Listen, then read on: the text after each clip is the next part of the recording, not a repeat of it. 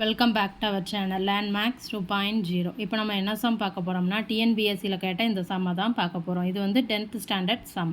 என்ன கொடுத்துருக்காங்க, முதல் 10 இயலன்களின் வர்க்கங்களின் கூடுதல் வந்து 385ன்னு கொடுத்துட்டு இதனுடைய வேல்யூ என்னவாக இருக்கும் அப்படின்னு கேட்டிருக்காங்க. இப்போ வந்து இதையும் கம்பேர் பண்ணி பார்க்கையில் இங்கே என்ன இருக்குது, 1/2, இங்கே வந்து என்ன இருக்குது 2/2. அதே மாதிரி இங்கே என்ன இருக்குது 2/2, இங்கே வந்து 4/2. ஸோ அப்போ ஒவ்வொரு இதுலேயுமே அவங்க வந்து 2/2 உள்ளே கொண்டு வந்து மல்டிப்ளை பண்ணியிருக்காங்க. ஸோ இப்போ நம்ம கொடுத்துருக்கதை எழுதிக்கிடலாம். இப்போ வந்து இந்த 2/2 நம்ம அப்படியே வச்சுக்கிடலாம். ப்ளஸ் இந்த 4 வந்து நான் எப்படி எழுத போகிறோம்னா 2 × 2 த ஹோல் பவர் 2.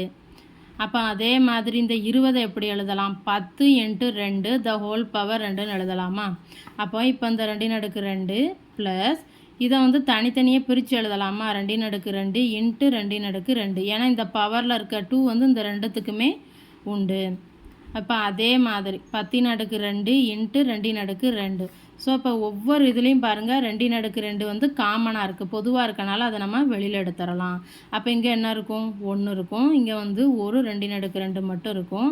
இப்படியே போணுச்சுன்னா இங்கே என்ன இருக்கும், 10/2 மட்டும் இருக்கும். ஸோ இப்போ வந்து 2 டைம்ஸ் மல்டிப்ளை பண்ணால் 4. அதுக்கப்புறம் இதனுடைய வேல்யூ தான் என்னென்னு கொடுத்துருக்காங்க, 385. ஸோ இப்போ அந்த ரெண்டத்தையும் நம்ம மல்டிப்ளை பண்ணிட்டோம்னா நமக்கான ஆன்சர் கிடச்சிரும். 5×4 4 1540. அப்போ இதனுடைய வேல்யூ வந்து 1540. வீடியோ பிடிச்சிருந்தா சேனலை சப்ஸ்கிரைப் பண்ணுங்கள், வீடியோவை ஷேர் பண்ணுங்கள். தேங்க்யூ.